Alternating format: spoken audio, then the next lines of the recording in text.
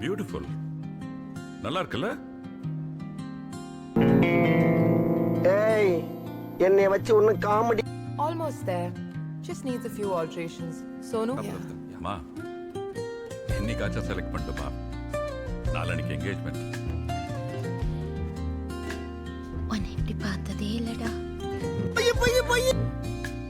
பார்த்துருக்கேன். எப்போ? தேர்ட் ஸ்டாண்டர்ட்ல திப்பு சுல்தான் வேஷம் போட்டல அப்போ. சும்மா இருடா. ஆசையா வாங்கியிருக்காங்க. சும்மா Make it fast, okay?